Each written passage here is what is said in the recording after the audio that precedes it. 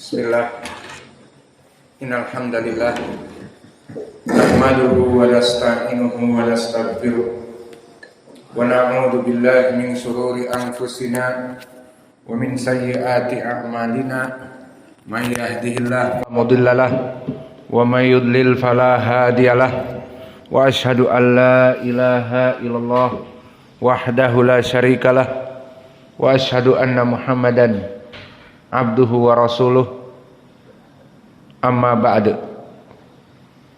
Alhamdulillah fi hadhihi lailah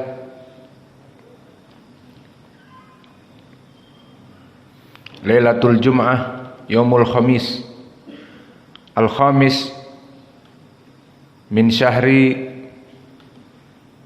Jumad Rajab Al-Khamis min syahri Rajab 1444. Mazilna fi darsina fi kulliyati At-Tauhid min kitab Al-Mumti' syarah liqawaidil arba'. Wa fi hadzal yaum mazilna fi mabhatsina fi mafasid asy-syirkil akbar.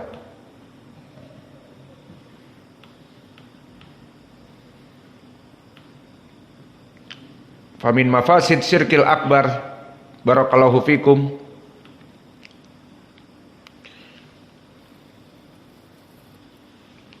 fa inna al-musyrikin yal'anuhumullahu wa malaikatuhu wan nas ajmain.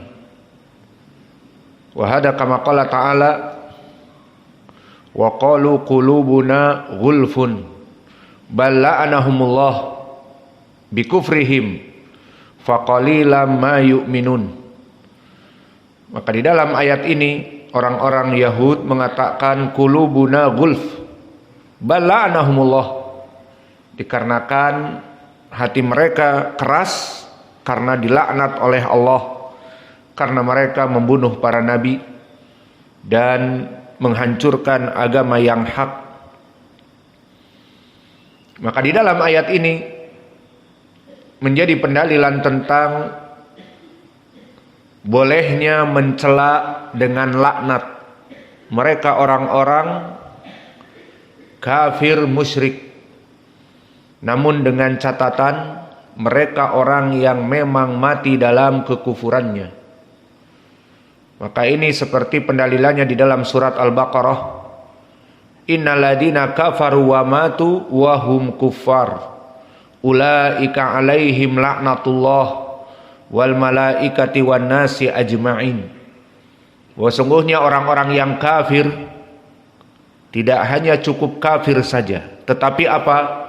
Mereka mati dalam kekufurannya. Ini yang menjadi poin bagi kita.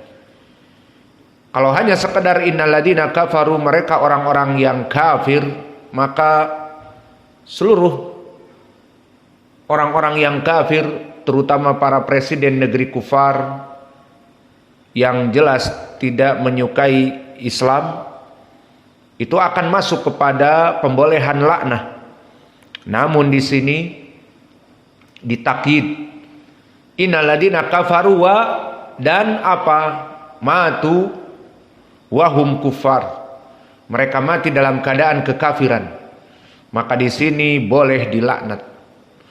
Maka oleh sebab itu dilaknatlah Fir'aun, karena Fir'aun kafir pertama dan matu wahum kufar, dan termasuk orang-orang yang mati dalam keadaan kekufurannya. Maka boleh melaknat Fir'aun laknatullah. Dan itu pun telah ada di Al-Quran. Allah berfirman, wa utbi'u fi hadihi dunya wa utbi'u fi hadihi laknatau wa yaumal qiyamah bi'sa rifdul marfud. Maka diikuti bagi mereka Fir'aun dan pengikutnya fi hadihi ay adunya laknatan wa yaumal qiyamah, dan dilaknat pula di hari kiamat kelak.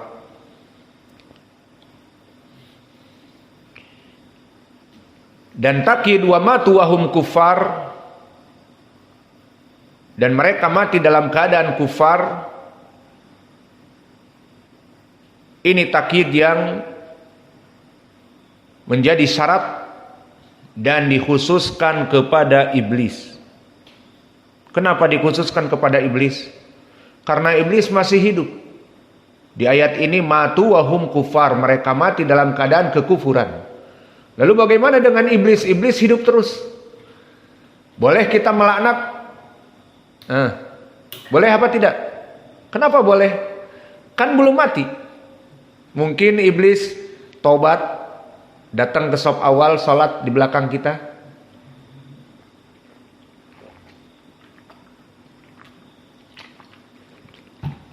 Maka jawabnya dikhususkan kepada iblis. Pengkhususan. Meskipun dia masih hidup, boleh kita melaknatnya. Kenapa? Karena Allah telah menutup hatinya dan dilaknat untuk tidak mendapatkan kebaikan sama sekali.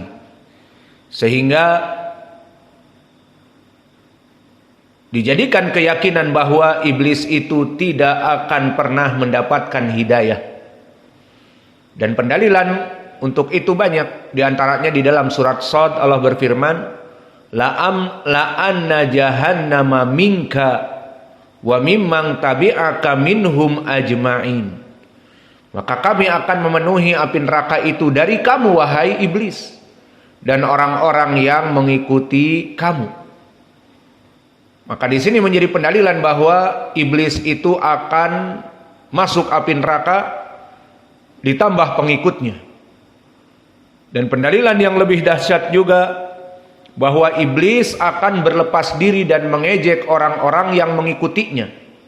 Maka para pembebek, pengekor iblis, pemuja iblis, itu semuanya akan bersedih karena iblis yang dituankan dan diikuti justru berlepas diri dari mereka dan berlepas diri bahkan dari kesyirikan yang diajarkan oleh iblis.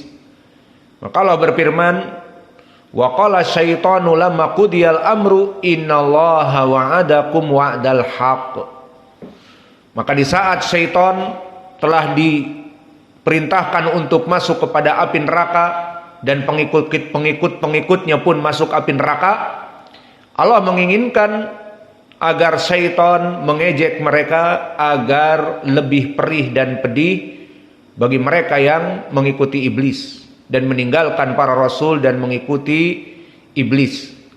Maka iblis akan berbicara dan berpidato, lama qudiyal amru, dia katakan di saat iblis telah masuk api neraka bersama pengikutnya, sengaja Allah jadikan dia berceramah dan berlepas diri agar orang-orang yang mengikuti iblis semakin merana.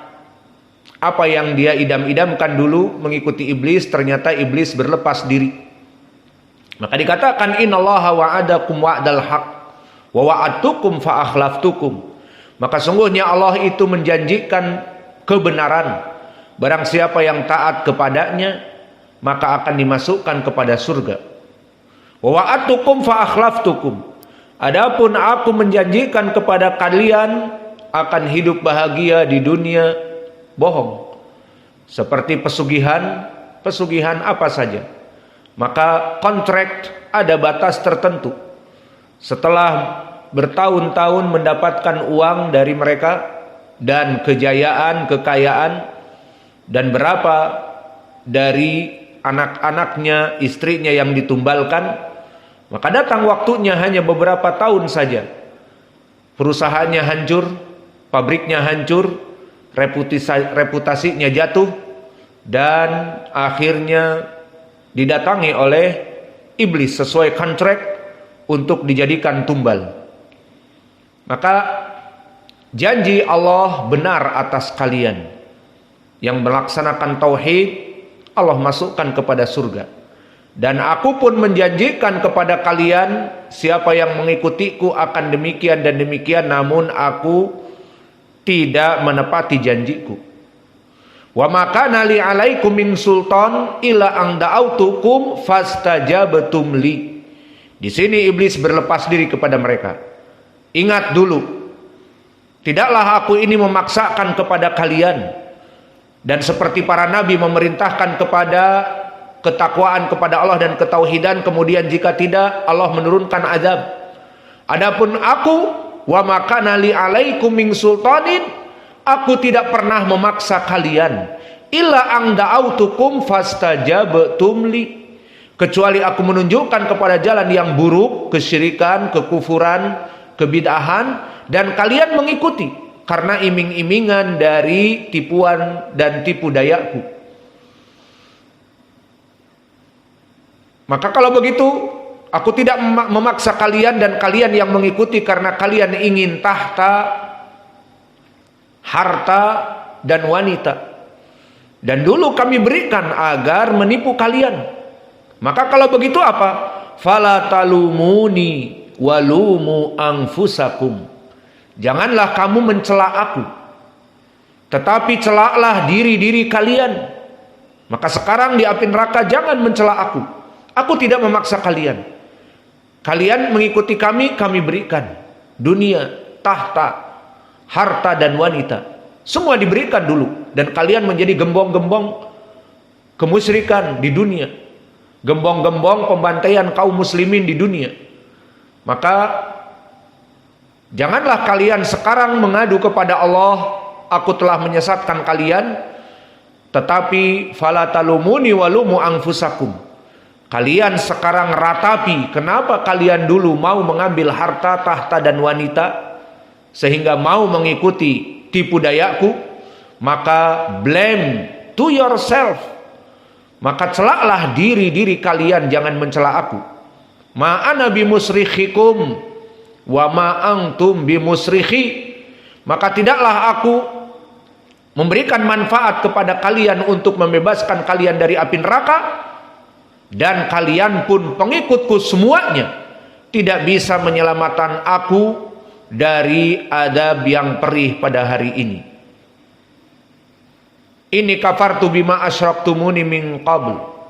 Maka aku telah kufur kepada apa yang dulu aku mengajari kalian untuk berserikat dalam peribadatan kepada Allah. Inna zalimina lahum adzabun alim. Maka bagi orang-orang yang musyrik adab yang perih dan pedih. Maka ini tentang permasalahan iblis. Lalu boleh kita melaknat iblis? Boleh. Iblis laknatullah. Tapi kan dia masih hidup. Di ayat disebutkan wa matu wa hum kuffar. Yang boleh kita laknat mereka mati dalam keadaan kafir. Jawabnya berbeda antara jin, iblis dengan manusia. Adapun iblis, maka dia forever, akan hidup abadi, tidak pernah mati. Adapun manusia mati. Dan iblis dijanjikan masuk api neraka, adapun manusia tidak dijanjikan masuk api neraka, seperti di dalam hadis-hadis yang terdahulu di pelajaran kemarin. Maka melaknat iblis boleh, karena telah dimasukkan api neraka, dijanjikan la amla'anna jahannama minka.